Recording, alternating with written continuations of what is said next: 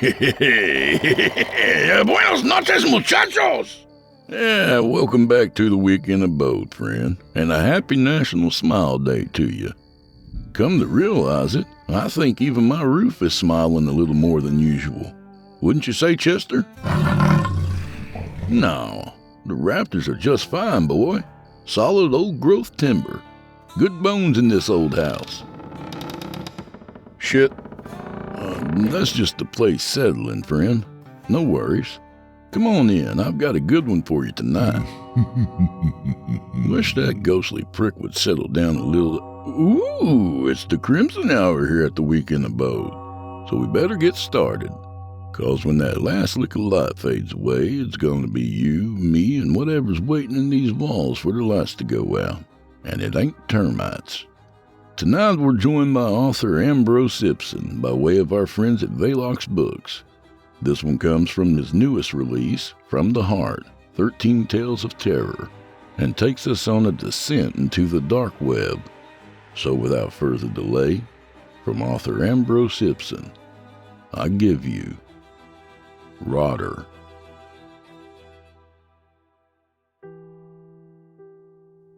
Jonathan always found the best stuff.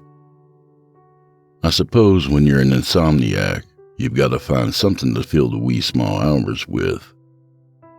In Jonathan's case, he'd scoured the web till dawn, searching for novelty.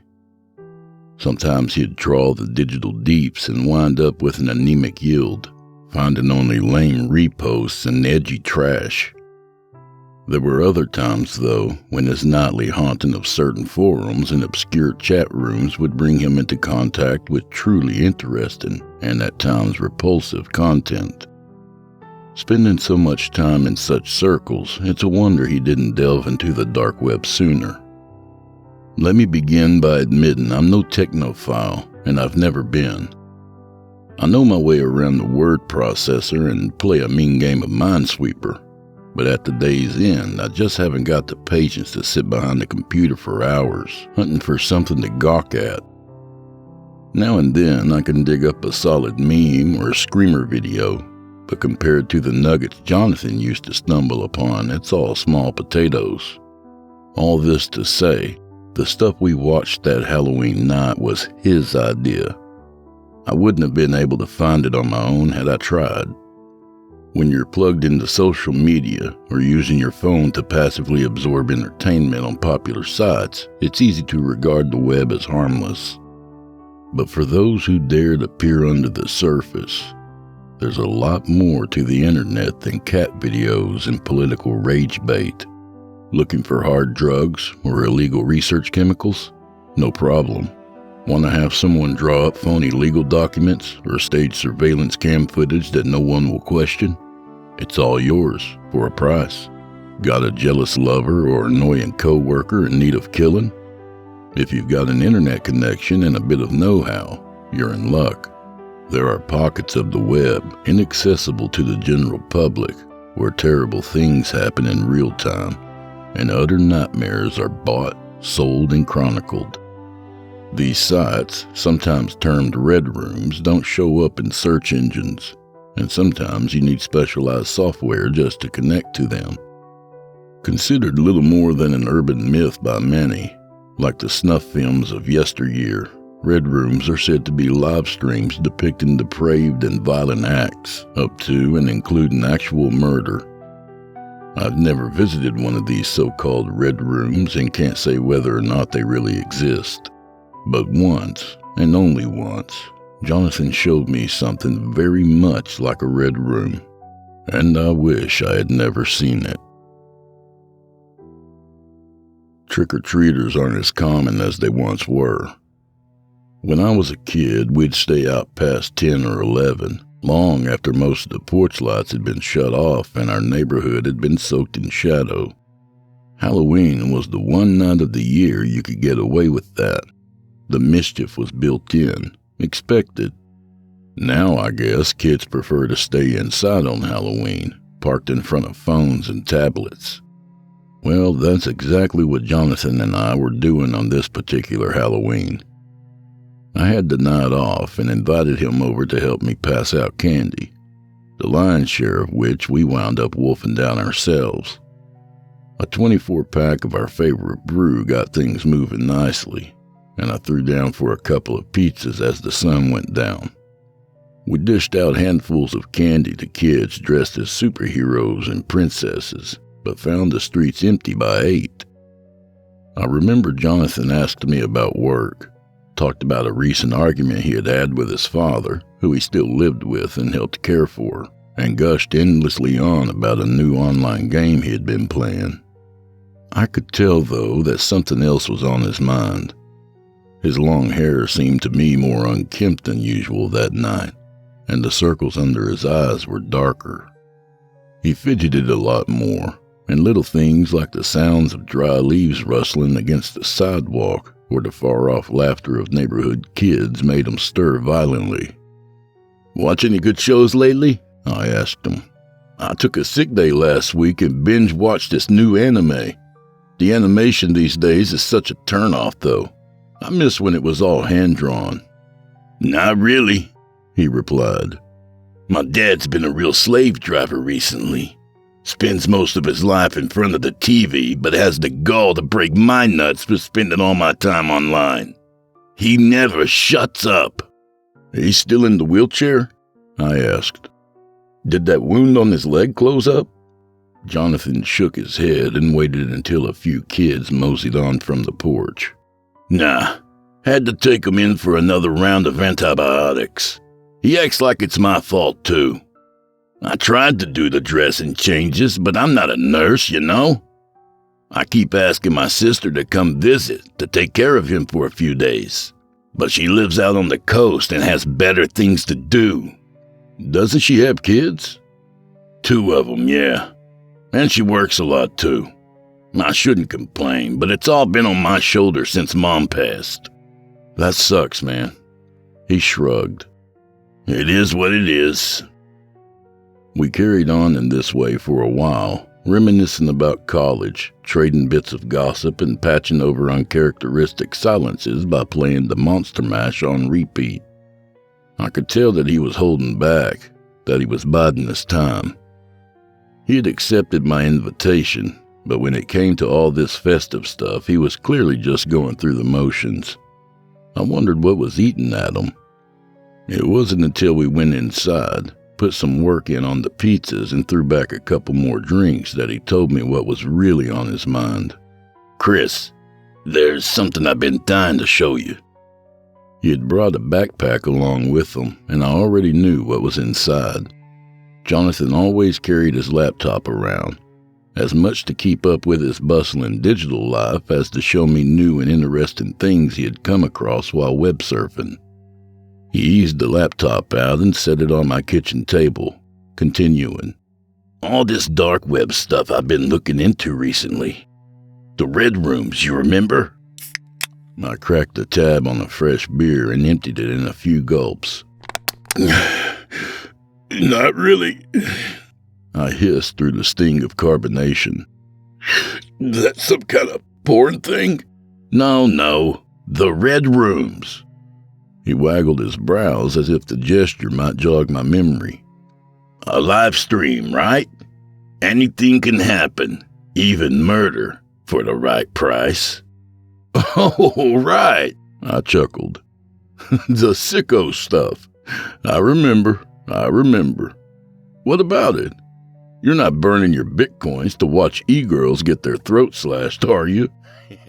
He laughed, easing the laptop open, but keeping the screen pressed to him covetously. "Not exactly." He cleared his throat, glancing around the dining nook as if to make sure the two of us were alone. He was seated by the window, and I remember thinking it odd, funny even, that he stopped mid-sentence to draw the curtains. Jonathan had shown me some pretty twisted stuff before, but he had never acted like this while doing it.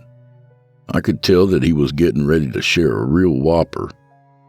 A while back," he continued, voice low despite us being alone in the house, "I happened upon this weird site. Someone mentioned it in one of the chat rooms I frequent. It's fairly new." "Yeah?" I put in. And it's one of these red rooms? They're real? Not exactly, said Jonathan. But it's kinda like that. Anyway, it's one of the weirdest and creepiest things I've ever seen on the web. That's saying something, I replied with a grin. Considering the fact that you once showed me that video with them. I've shown you some real doozies, no doubt, he interjected. But this one blew my socks off. He let his computer power up and then threw a narrow glance over the bezel. You want to see it? The night was young, and seeing how it was Halloween, I wasn't about to chicken out. The beers had me feeling good and loose. And I admit that Jonathan's strange behavior had piqued my curiosity. Yeah, why not? How bad could it be? Jonathan moved over to my side of the table, and when he had spent a few moments pounding on the keys, he pushed our plates out of the way and situated the computer between us. On screen was what I can only call a simple, an outdated, ugly website. The header, written in chaotic, scratchy text that would have looked at home on a death metal album cover, read simply, Rotter. Jonathan's fingers hovered over the trackpad for a few nervous moments. Then, licking his lips, he began to scroll down the black page, which hosted a number of grainy photos in neat rows. These photos, 8 in total, were framed in the same livid shade of red as the header text, and their pixelated subjects appeared at least somewhat uniform. I still wasn't sure what I was looking at, but understood these red blocks to be links of some kind. The 8th and last of these was quickly clicked, and Jonathan seemed to tense as a new page began to load. The browser was dominated by a large viewing window, similar in shape and function to those on popular video sharing sites. A trio of dots waxed and waned from left to right as the video buffered. What blinked on next was, for an instant or two, rather difficult to make out on account of low lighting and poor contrast. It was only by a long and careful examination of the screen that I dared mutter, Is that a body? Some few moments later, Jonathan nodded solemnly. Yeah, it is. I don't understand. What's all this now? This whole site. It's a place where you can come to watch live feeds of corpses decomposing within their coffins. He adjusted the screen by a few degrees, reducing the glare from the kitchen light overhead. His hand shook as he did so. The figure on screen, a man, if I was reading the rigid face correctly, was largely bathed in darkness. From somewhere just out of frame there came a faint powdery light, the effect and weakness of which served to exaggerate certain of the subject's features. Only the face and a portion of the shoulders and chest were visible, and the shot had been staged from above, zoomed in on the countenance of the sleeper. There was no movement, no sign really that this was in fact a live video feed. None, that is, except for an occasional grainy flickering.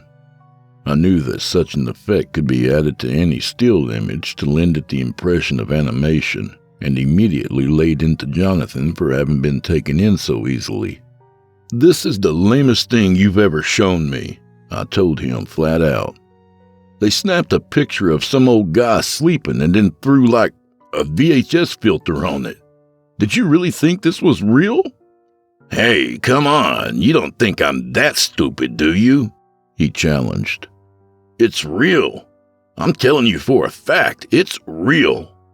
No, this is a dumb hoax, I can tell. I stared at the screen intently, looking for patterns in the occasional bursts of visual snow.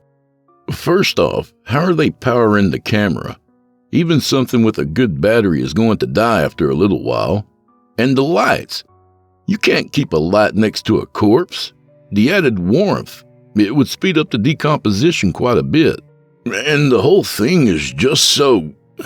I ran a hand through my hair and slumped at the table. It would be easier to fake it. Actually pulling it off would be really hard, not to mention pointless. Still, Jonathan wasn't hearing it. Listen, I'm not certain just how they've done it, but... He swallowed hard and looked away from the screen. I first stumbled upon this site like 2 weeks ago. At first I thought like you. I thought it was fake.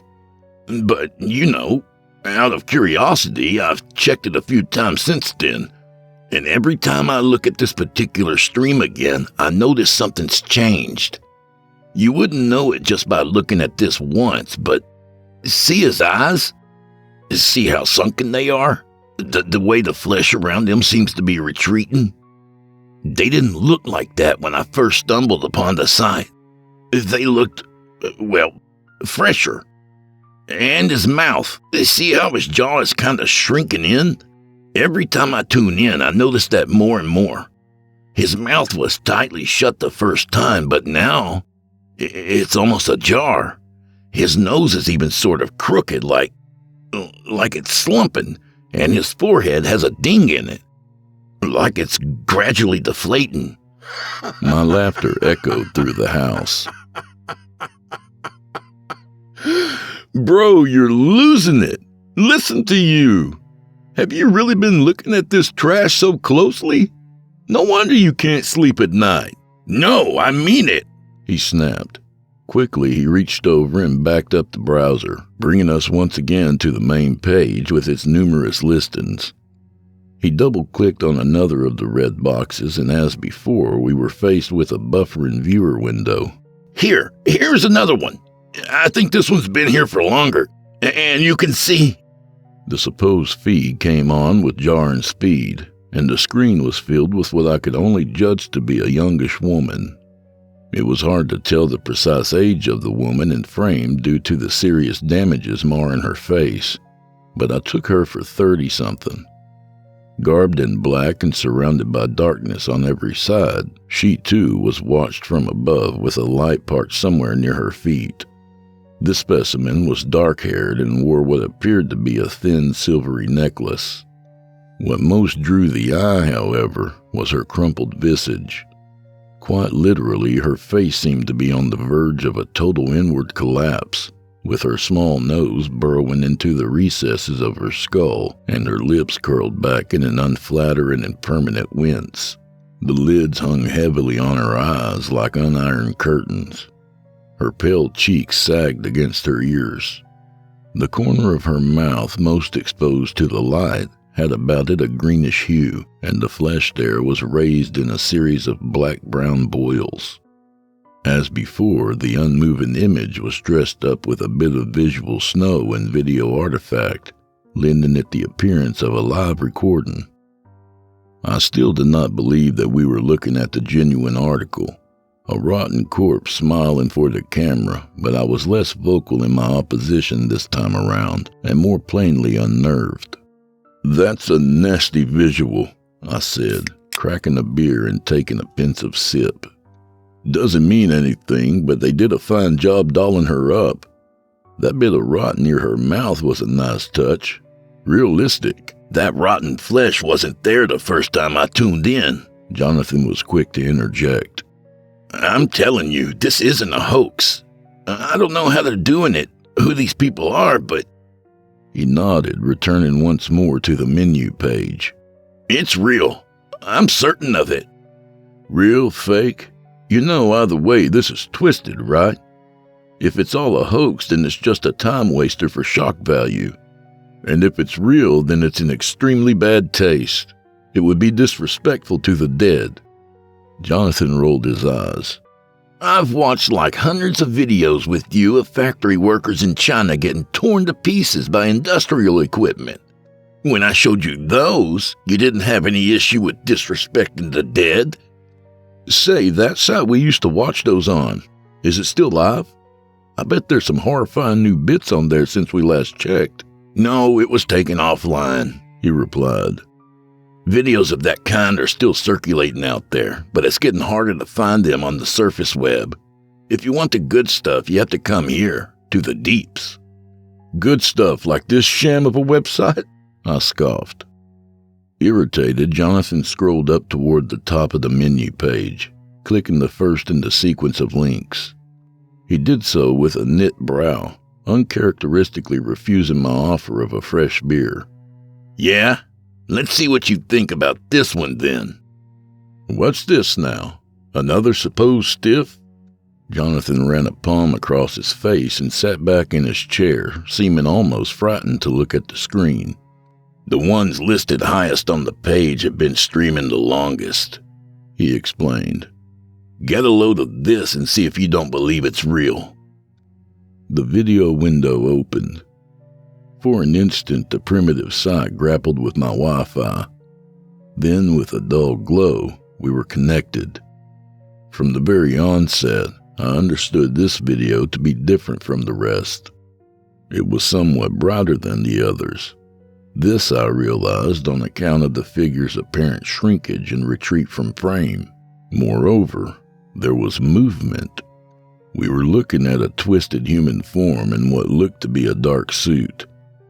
The settling of the flesh and shedding of fluids had left it blackened and emaciated, so that virtually nothing of the cadaver's original appearance could be accurately gleaned. The corpse itself did not move. At least, its decayed bodily systems were not responsible for urging its gnarled limbs and sunken quarters to stir. Rather, the gradual release of gases coupled with the progress of pests through the wreckage of flesh and bone were the culprits. These forces worked in concert to make the whole corpse tremble. Many legged things made their tours across the fellow's rotten exterior, and where foul juices had pulled, wrath-like maggots writhed ecstatically. I watched, I admit, in horror. At first, I watched closely in the hopes of discovering some inconsistency, proving it to be a looped video or GIF image. The black beetle stalking about the subject's half-empty eye sockets never repeated its route, however, and it was as I watched it retreat into the hollows of his skull that I realized the corpse was genuine. What in the... Every time I check in on this one, it's worse. I don't know how long this guy's been buried, but it's been a while. The camera fogs up sometimes because of the gases, and I've seen so many bugs in here. The casket itself must be breaking down at this point. Enough, I said, turning away in disgust. A sip of beer sat on my tongue so long that I considered spitting it back into the can. Turn it off, man. You believe me now? He demanded, kicking us back to the main page. The rotter header burned against the dark background. It wasn't animated, but the thin tangle of lines that made up each of its characters seemed to writhe subtly, just as the maggots in the last stream had done. Suppose it is real, I said.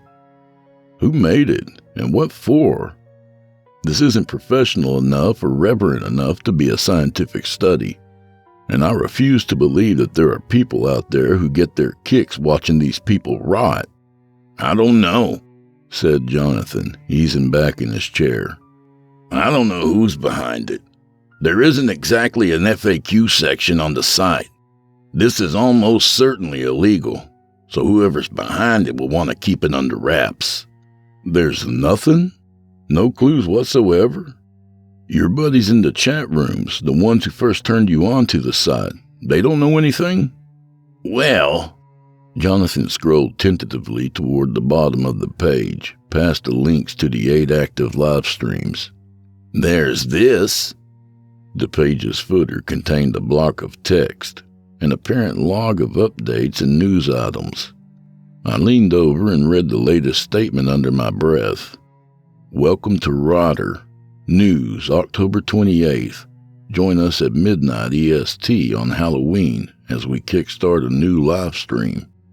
This brief bit of text was followed by a series of numbers and letters that struck me as little more than gibberish. What's all this? I asked.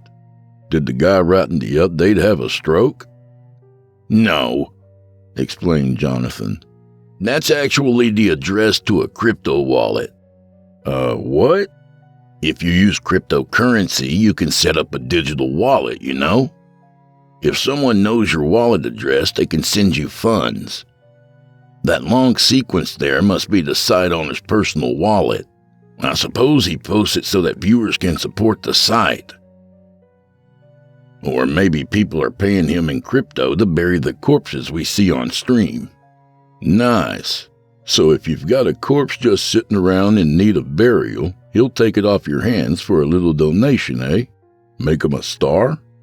It's possible. Can you identify someone using this string of characters? I asked. Honestly? Jonathan shook his head. I rather doubt it. The whole point of crypto is to be able to conduct anonymous transactions. It would take a lot of effort and tools that probably only the NSA has access to for us to figure out who this belongs to. Well, what are we going to do about it? I asked, standing up. I paced around the table and parted the curtains, peering out into the dark streets. If there's any chance that this is real, then shouldn't we tell someone? Jonathan nudged the laptop aside and rested his head upon the table. Who are we going to tell?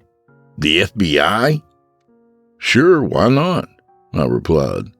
Isn't it possible to leave anonymous tips through their website? He fidgeted nervously at the suggestion and tugged at his hair while I stalked about the kitchen. Look, Chris, this is messed up, but I don't know if I want to get cops or feds involved. That's a pretty big step, no? We don't know where this feed is coming from, and like you said earlier, we can't even be sure that it's real. I don't want a bunch of government thugs kicking in someone's door for what turns out to be a sick online prank. I arched a brow. Oh, now you're singing another tune, huh? Why don't we pull up that last stream again and decide? I challenged. More and more, I've got a bad feeling about this. Who shared this with you? How does someone stumble upon a site like this one? Your pal in the chat room or whatever didn't find this by accident. I'd bet on it. He threw up his hands. I don't know, man. It's Halloween and this site is freaky. I just wanted to show it to you and get your take. It could be a fake, I'll admit it. But if so, it's a convincing one. We don't have to fly off the handle and dial 911. Let's just forget it. Oh, but I thought this was the real McCoy, I spat. You were over here shaking like a leaf just a minute ago, certain it was real. Now you're just going to shrug it off? What's with you, man? He stood up and sighed. All right. I'm sorry, Chris. I shouldn't have even shown it to you. Let me take a leak and maybe we'll find something else to watch. You want to stream a movie? I'm sure we can find something good. Jonathan motioned to the computer. Go on, pick something. I'll be right back. He left me with an open browser and a handful of titles to plug into Google. After the evening we'd had, I wasn't much in the mood for anything scary, but as the night was young, I went scrolling through a few streaming sites and ultimately settled on an old gloomy haunted house flick. I dumped some of the remaining Halloween candy into a large bowl and carried it, along with the laptop, into the living room, where Jonathan joined me some minutes later. For an hour, almost 2, I watched Bela Lugosi creep across the screen and nibbled disinterestedly on the same handful of Twizzlers. Although my eyes were on the screen, my mind was wandering darker pastures. Jonathan, having shared his most recent find, seemed in a much better mood now. He had been privately obsessed with Rotter for some time. By sharing it with someone else, I suppose he felt relieved in a weird way. He finally tucked into the beer and at one point rummaged around in the fridge for some leftover pizza. On any other night, this all would have made for a good time. As the minutes ticked by, however, I couldn't focus on the movie, on the booze or snacks. Every time I shut my eyes or peered into a dark corner of the living room, the faces of the cadavers would return to me, and I'd be filled with equal parts horror and curiosity. Who could be behind such a dreadful sight? Why create such a thing in the first place? I prided myself on being pretty unflappable, but something about Rodder left me ill at ease. Eventually, Jonathan started nodding off. I poked fun at him. Here, finally, the insomniac felt relaxed enough to get a bit of shut-eye. He chuckled along, but within 10 minutes fell into a deep snooze, head lolling against the cushions and a half-finished beer in hand. The credits started to roll, and I got up to tidy things while Jonathan snored in the veil of blue light. I shuttled empty pizza boxes into the garage and clawed up a mess of candy wrappers and empty cans. After a quick trip to the bathroom and a scan of my phone, I found it was past midnight and returned to the living room. I knew that Jonathan wouldn't stay all night, that he'd have to head home and check up on his father soon enough, but I decided to let him sleep off a few beers and took hold of his laptop. I closed out of the movie and prepared to power it down, and I would have, had I not noticed something odd in the lower right corner of the screen. Earlier, before we had half-heartedly launched into the night's film, Jonathan had minimized the window we'd been using to view Rodder. To my surprise, he hadn't closed out of it. The specialized browser window remained open. Ostensibly, I could return to the horrible site with just a click. For some reason, let's call it morbid curiosity, that's exactly what I did. While Jonathan slept beside me, I pulled up Rodder and adjusted the screen's brightness so as not to wake him. Sure enough, the site's landing page was still there, fully accessible, except that it wasn't the way we'd left it. A new 9th stream was now available for viewing, the one that had been promised in the site announcement we had read. I admit I clicked on this new entry eagerly. I hoped that it would lend some insight into the process behind Rodder, that something in this latest stream would solidify it as a clear fraud or a proper horror. Unlike the other streams, this one took quite a while to load. Sickos the world over were excitedly logging on to check out the latest edition, leading to considerable lag. It took 30, maybe 40 seconds, but the image came through. My initial gut feeling as I took it all in was disappointment. I don't know what I had been expecting, but the sight that greeted me was in no way different from all the others. It was a dimly lit scene, the inside of a coffin, with the camera fixed on the face of a supposed cadaver. The only thing that had changed was the corpse. In this case, the subject appeared to be an older man, maybe 60 or 70 years old, with stern features and a few sprigs of thin gray hair on his head. The man looked fresh. So fresh, in fact, that he didn't look like a corpse at all. The spoilage that had disfigured the other subjects was not present here. He looked as though he had climbed into the coffin for a nap just moments ago. I felt almost cheated as I watched the flickering footage and prepared to log off. Something stayed my hand, however. There was something about this stream, about the cadaver, that bothered me.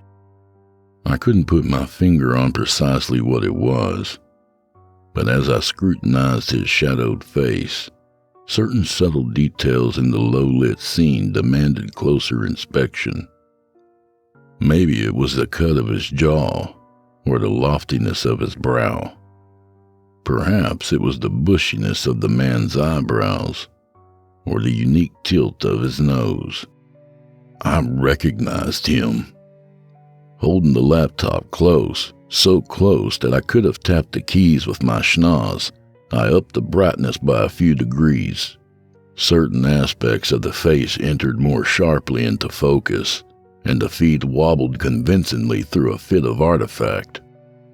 When the visual snow had passed, I became increasingly certain that I knew the face on screen. Unable or unwilling to believe it, I looked to my slumbering friend. My shaky hands locked around his laptop. Jonathan had the same chin as the fellow on stream, and his eyebrows were every bit as bushy as the man's too. The indisputable link between the two figures, however, was in the singular shape of their noses. Large, with a slight and uncommon rightward curve. Adjusted for age, the two might have looked like relatives, brothers, or even father and son. I watched in horror as Jonathan's father lurched suddenly.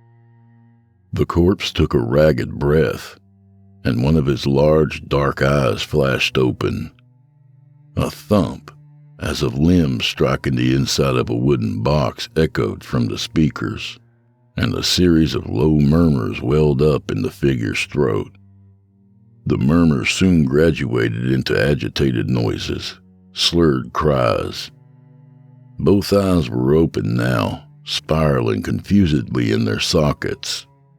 There was a little room for the head to turn, and the blows that came from his gnarled paws proved too feeble to damage the coffin. He gasped, looking for air but scarcely finding any. The man was still alive. I don't quite remember what happened next. If it was my cry, the sounds of his father's vain struggles over the speakers, or both, that woke Jonathan. I all but threw the laptop down onto the coffee table, where it fell shut on its old hinges. Jonathan came to with a start, spilling a bit of beer on his pants as he sat up. "Oh, man. Did I fall asleep?" he muttered. I said nothing. I was trembling all over, still staring at the laptop with wide eyes, like it had bit me. "I slept through the movie," he continued, easing himself up. "Man, what time is it?" He glanced at his phone and uttered a string of curses. "I gotta be getting home." He picked up his computer and carried it back to his bag in the kitchen. Helping himself to a glass of water, he laughed, made some small talk about how well he had slept. "Didn't mean to stay so long, man. I'll get out of your hair." I followed him into the kitchen, then over to the door, where he stepped back into his shoes and prepared to leave. You gotta go check on your dad, huh?" I said.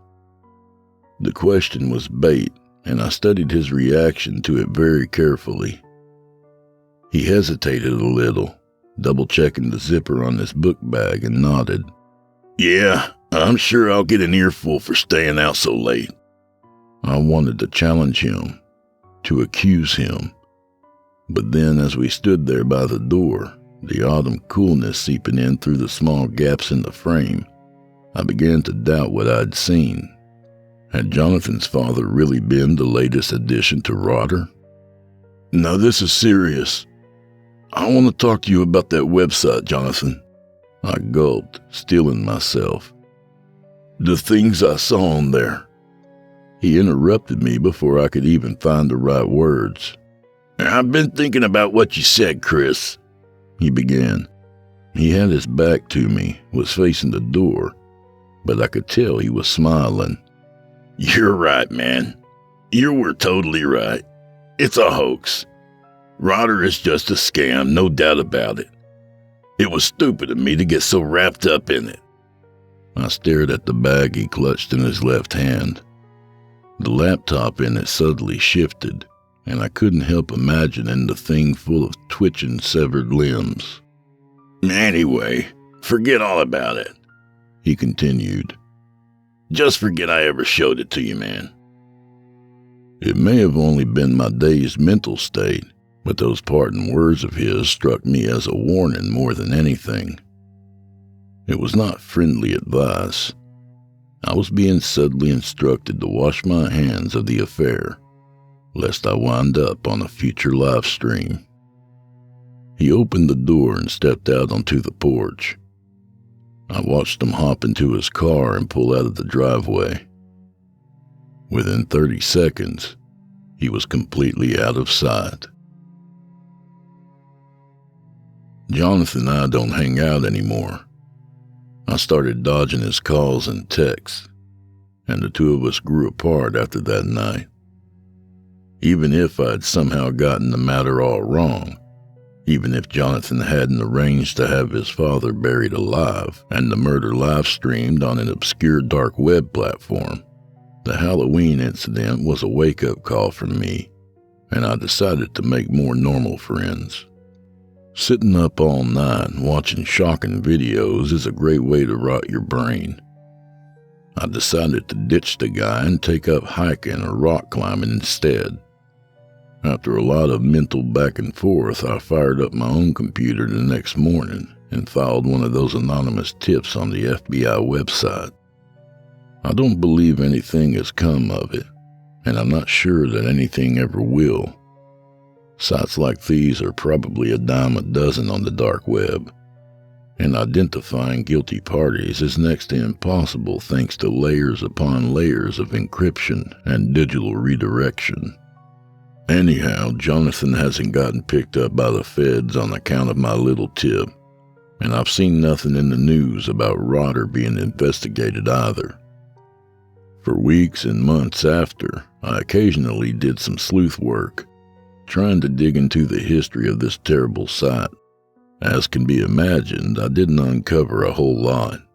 The kinds of people who are close to this sort of thing are precisely the ones who know better than to run their mouths about it. I never worked up the nerve to dive into the deep web myself, to actually dig up the site, but I made burner accounts on a few forums and chat rooms and asked savvier netizens about Rotter. Last month, I got one reply from an anonymous user claiming to be familiar with the site. He said that it was no longer online, that the owner had shut it down and possibly relaunched it under a different name and address. This is a common move for sites hosting illegal content. At the first whiff of trouble, they'll abandon ship and regroup in some other dark corner of the web. If Rotter is still out there, I don't know what name or URL it's hiding under, and I can't even begin to guess how many live streams are listed there now. The one thing that keeps me from pushing too hard and asking too many questions is the fear that I might one day end up among them.